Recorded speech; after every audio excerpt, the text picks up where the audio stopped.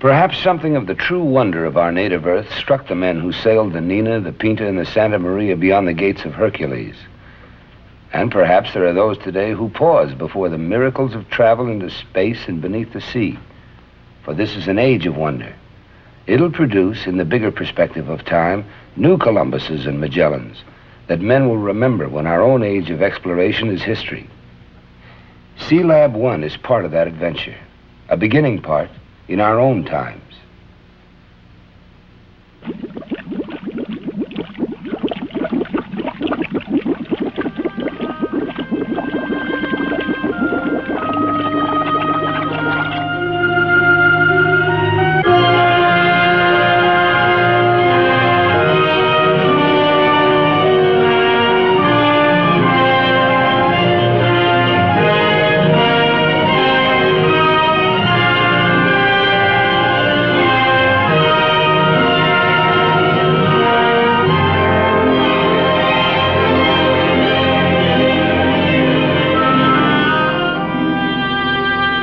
A free-swimming diver moves through the realm that was once called the silent world, if only because there were no men to hear the sounds and understand the message from the deep. On his back, the scuba gear proclaims him, for all his presumption, an outlander to this realm, an alien. In times beyond the telling, all that lived upon our planet were native to these waters. Waters that cast their blue light as far into space as the size of this planet Earth, and its sun-reflected light permit. Earth, this only place in all the universe where man has discerned liquid water, this rarest of ingredients in the cosmos. What is rare in the known universe blankets our hometown world, the planet Earth. Some 70% of it is covered by the seas. The continental shelf alone, this water-covered plateau that surrounds the continents, is the size of Africa, or 3 times the size of the United States. Explorable, as we see. Exploitable, too. And how much more so it would be if man were a freer agent, like these individuals. At least an immigrant, a kind of resident. If only he didn't have to come up for air so often. But he has to come up, sooner or later. For purposes of ocean exploration, the later the better. As long ago as the 1870s, Francis Paul Burt discovered the formula that is the E equals mc squared of the diver. He can prevent the possibly fatal bends by slowly decompressing at the rate of 20 minutes for each atmosphere of pressure. In 1915, Professor Thompson of MIT mentioned to the Bureau of Mines that helium should make a good gas for breathing under the heavy pressures of the undersea waters.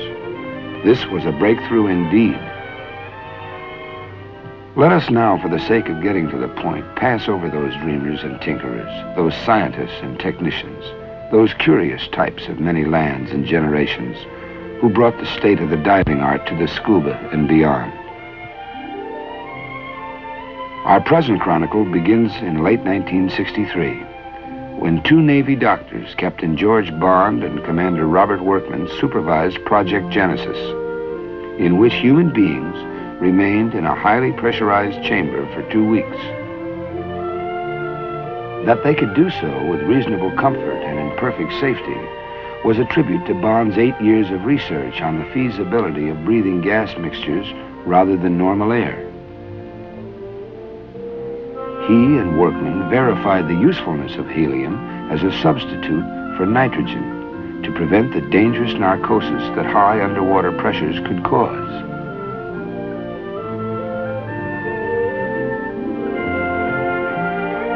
Let us now leap forward in time to midsummer 1964. The Office of Naval Research, inspired by Project Genesis, had designed a strange-looking capsule, the work of Lieutenant Commanders Roy Lanphier and Arthur Gross. It was nothing less than a laboratory for living men to observe themselves and their environment beneath the very waters of the sea. Can man indeed live within the sea as an inhabitant rather than a brief visitor. It takes a heap of logistics to bring the normal world into an abnormal place, but that perhaps is what exploration means. So imagine, if you can, all the planning and thinking, conferring and designing, research and construction that took place in the months and years before this particular Navy tug began to tow this unique orange capsule. The place, America's man-made structure called Argus Island, in the waters 30 miles southwest of Bermuda. The time, July 1964. The occasion, the proof of the pudding for SeaLab I.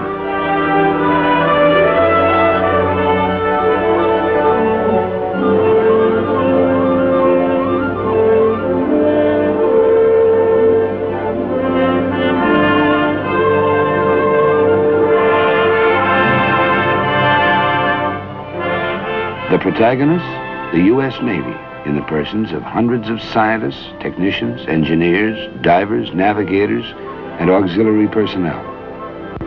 But 6 men in particular deserve the main focus of our attention. Take them in. George Bond, director of the Medical Research Laboratory of the submarine base in New London, Connecticut. Commander Roy Lanfear, and those, all selected by Captain Bond, who will enter the strange shape you see before you. Dr. Robert Thompson, Lieutenant Commander, U.S. Navy, 36 years old, a native of Los Angeles. And 3 enlisted men of some special note. Expert divers, all of them. Men as much at home underwater as men could be, up to the time. Robert Barth, Lester Anderson, Sanders Manning, Navy men in their 30s who were to be the human subjects of the SeaLab experiment. Here at the Navy's oceanographic station, Argus Island, the heavy logistics proceed. For if 4 men are to live together at the bottom of the sea for 3 weeks, you are attempting something more than just a diving expedition of a few hours or so. Anyone, so to speak, can dip his foot into the water, but that's not the same as a cross-channel swim.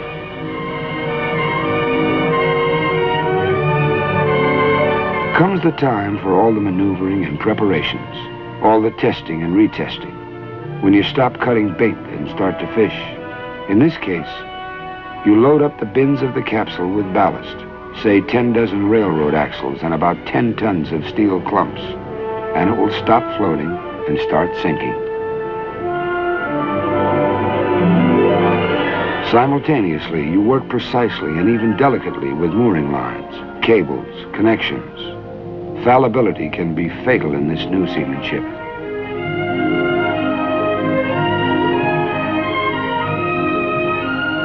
At this point in oceanographic exploration, a man can still use his umbilical cord.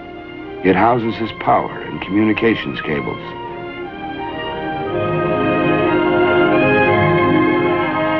Hovering around beneath the surface in the manner of anxious midwives, the divers make certain that all is well.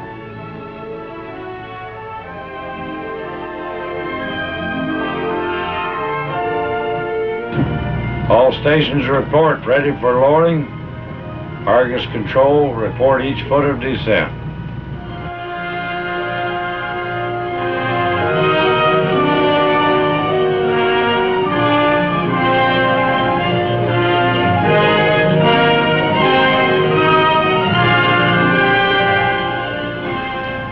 "61 feet, aye. 62 feet, aye. 63 feet, aye.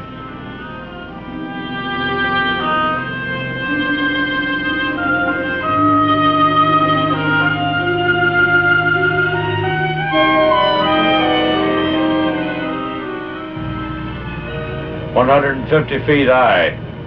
You have gas enough to go all the way to the bottom."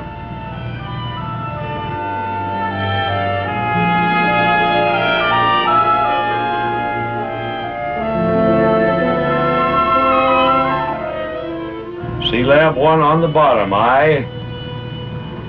Hose pipe bubbling, all conditions normal, all systems going.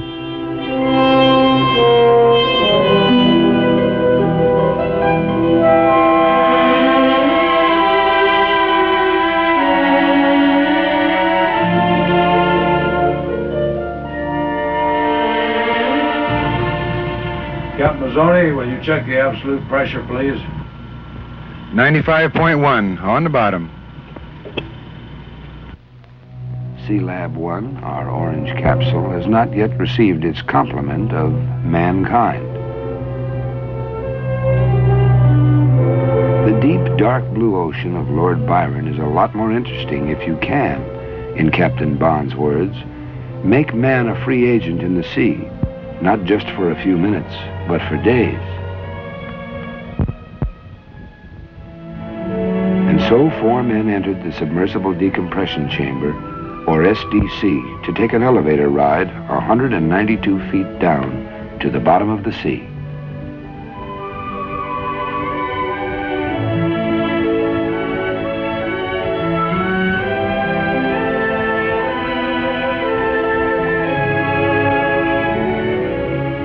They entered SeaLab I at twilight, through the hatch on its floor. Because inside pressure had been equalized with the outside water pressure, the hatch was left open.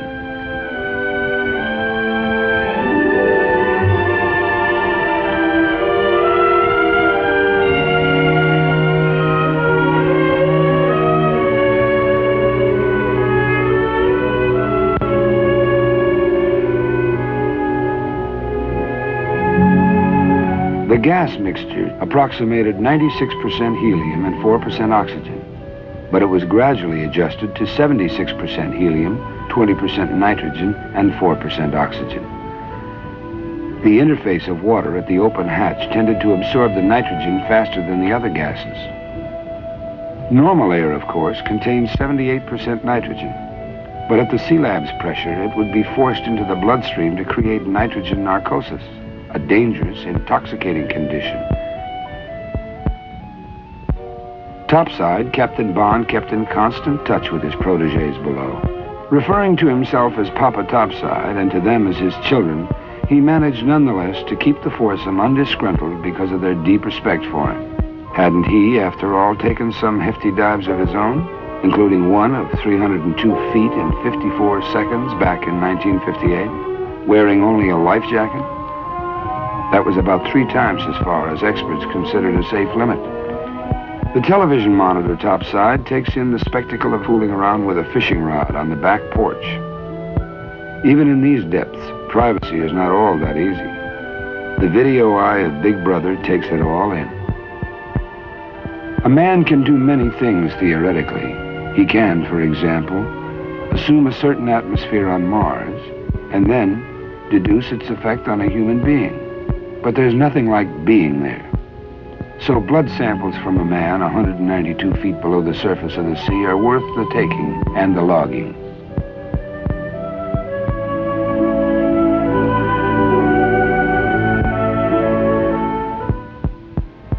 Six man-hours every day, the foursome devoted to free swimming within a range of 1,000 feet around the capsule.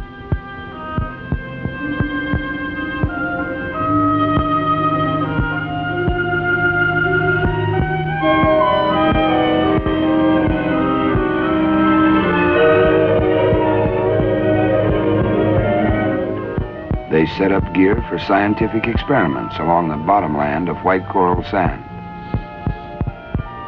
They squinted at the legs of the Argus Island Tower to see how the welding seams were, to note corrosion, to take in this new countryside just beyond their back porch.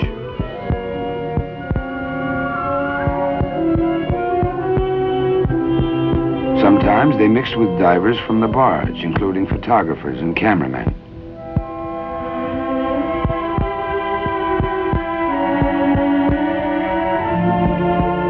Columbus and Magellan did not have such scribes as these, who, for all their press privileges, must decompress like anyone else if they wish to come up to the surface alive.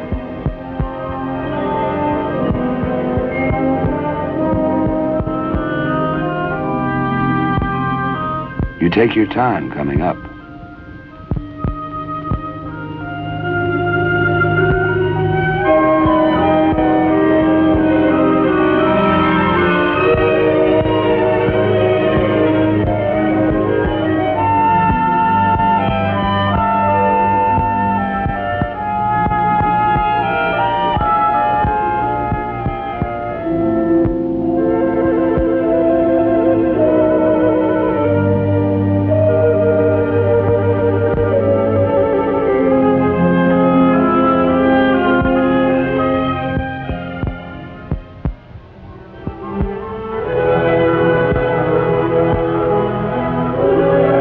Master Diver Sheets typifies this new breed of explorer, technician, athlete, seaman, who understands the principles of seamanship and the mysteries of the underwater realm, pressure and decompression, breathable and unbreathable gas mixtures, and the seamanship of buoyant capsules and lines and rigging and ballast and supply within the deeps.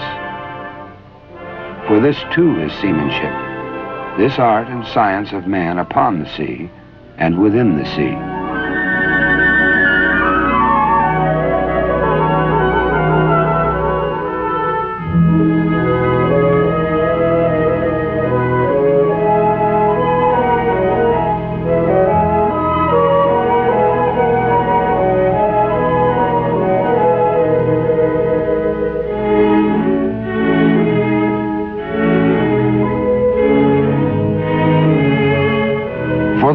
Trips, the men wore scuba gear, but for the shorter swims, hookah gear sufficed. This consisted of 2 tubes connected to SeaLab, one to bring them the SeaLab's own mixture of helium-centered atmosphere, the other to return the used gas to the capsule. And what the men saw below, for all the tired sophistication that sometimes dogs our civilization, was like a kingdom out of the soaring fancy of the child and the poet, of man and youth, and all the ages of this old planet of ours. Emerald green or zenith blue, depending upon the state of the sky above, the kingdom changes its hue and mood. The angelfish and the grouper saw such visitors as they had never seen before, even in this teeming liquid world with its millions of species. The Barracuda, the fearsome creator of one-legged men in the pirate legends, were on their most benign behavior for the tourist invasion. The big fish eat the little fish, said the Latin poet Virgil, and his meaning is literal as well as figurative. The men began to feel close and neighborly toward the fish, so much so that a diver from the barge spearfishing brought forth a cry of protest from Barth. For a man living on the bottom of the sea may see his fish as neighbors rather than as quarry for his hunting. Day followed day. It was a tight life in the SeaLab. After 4 days, it became home sweet home. All 40 by 9 feet of her. Minus, of course, space for 3 transformers and all the other gear. Such as 6 berths, tables, storage lockers, a shower, 6 electric heaters, a Chamber of Commerce sign, a hot plate. Cooking, however, was limited to baking and broiling. Frying would create greasy hydrocarbon smoke and gases. There was enough food, water, and gas for breathing to last 6 weeks. Atmospheric pressure at 86 pounds per square inch was 6 times that at sea level. The helium in the special atmosphere gave a curious quality to men's voices. Everyone sounded like Donald Duck. Topside, a helium unscrambler made the men's voices somewhat more comprehensible. SeaLab 1, this is SeaLab Control. Anderson, man the helium unscrambler and give me some test phrases. This is SeaLab, manned and ready. Are you on? Let's have the test phrases now, please. I'll do it. They want come in. We'll call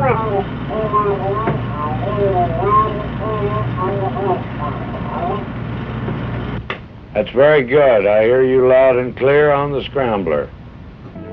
The SeaLab atmosphere did not contain enough oxygen to light a match, hence no smoking. It also permitted the men to bring water to a heat far above its sea level boiling point, but without a trace of steam or vapor. Open a soft drink and the bottle would suck air in rather than fizzing out.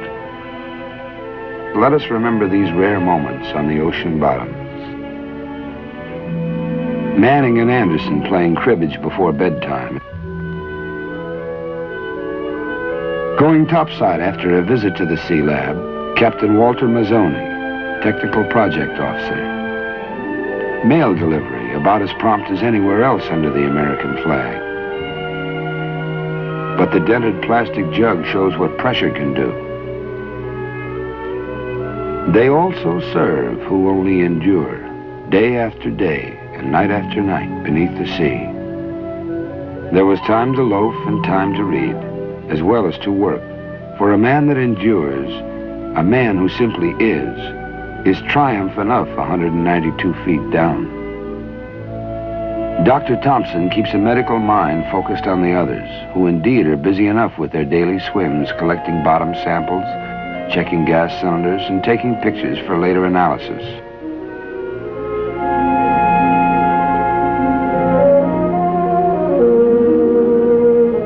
The men, living in the still alien realm of the waters, lost all their fear, began to feel that they belonged where they were, that they could go for a swim without their air tanks. You even forgot you had to go back to SeaLab for air, Dr. Thompson recalls. One night I dreamed I was breathing oxygen from the sea. There came forth here beneath the sea a dailiness and a routine that were in themselves a mute tribute to man's power of adaptation. If here, why not on the moon? Why not on Mars? And so it went for 11 days. But on the 11th day, intimations, forebodings from the look of things. Topside, trouble brewing in the form of a tropical disturbance, the weatherman's tentative euphemism for what later became a full-fledged hurricane. Hurried conferences, evaluations, decision to abandon Operation SeaLab after 11 of the 21 programmed days. From below, objections, complaints. But the risk to topside supports ships and personnel, and therefore in time, to all concerned, was too great. So began the ascent.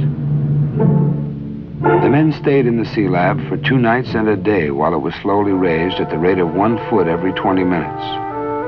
At which pace, the men within became accustomed to the decreasing pressure as they neared the surface. But at the 84-foot level, trouble. Already the sea upon the surface was churning from the rising winds, and the surge carried below, rocking the SeaLab capsule back and forth. Decompression pressures could no longer be contained. So, at 84 feet, the men transferred to the submersible decompression chamber to rise to the surface, where they remained another 25 hours before they saw, once again, the light of atmospheric day. Decompression took 55.5 hours in all. Had the men not ascended gradually, ridding themselves of the absorbed gas little by little, dangerous bubbles might have formed in their bloodstreams and risen to their brains, a fatal probability. This danger, Barth said, is the monkey on every diver's back. It's tedious, of course, waiting it out in the SDC, but tedium is preferable to death. Patience is the most important virtue a diver can have.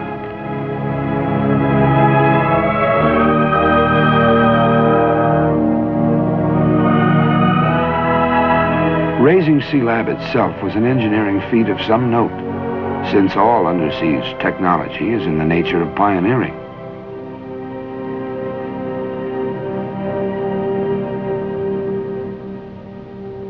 Scratched by cables rubbing against her, she emerged none the worse for the 11-day weight of the ocean upon her.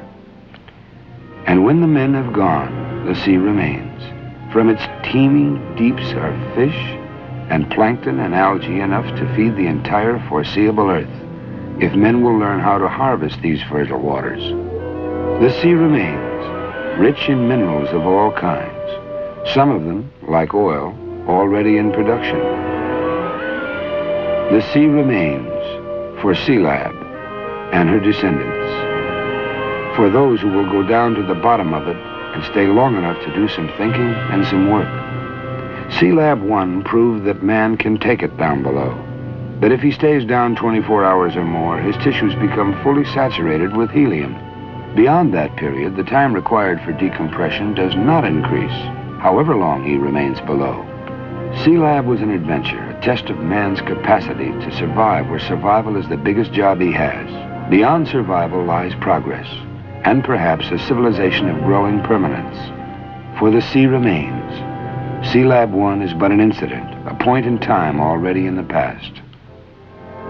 SeaLab I proved that man does not have to decompress between work periods beneath the sea. that he can, under the precise conditions we have seen, remain below indefinitely. What lies before man here on his own planet, here in the watery inner space that is no less a challenge to his talent and his endurance than the space beyond the upper atmosphere? Will he have the genius to harvest the food of the sea? Food enough even for the exploding population of the crowded land. Will he build factories to process the seafood? Or will he, in this less than perfect world, use the underwater realm for military purposes? Will there be manned outposts on the ocean bottom, fortresses, submarine bases, supply depots? Will he build for the better life, resort hotels, sightseeing, and scientific buildings within these waters? Will he mine the elements, everything from iron to cadmium, from aluminum to oil, that rest unexploited within this planet Earth, beneath the sea? We are reminded of the words of the late John F. Kennedy. We are just at the threshold of our knowledge of the oceans, he said. Already their military importance, their potential for weather predictions, for food and for minerals is evident. Knowledge of the oceans is more than a matter of curiosity. Our very survival may hinge upon it. SeaLab I is a part of the strange, colorful hardware of our age. An age chock full of wonders, but still a time when there remains unknown realms for men in which to adventure. Adventure, yes, but more important is the knowledge gained from scientific investigation of the unknown. From knowledge comes strength, a step in progress toward the essential strategic goals of the future, which will require increasing utilization of the vast oceanic areas for our security.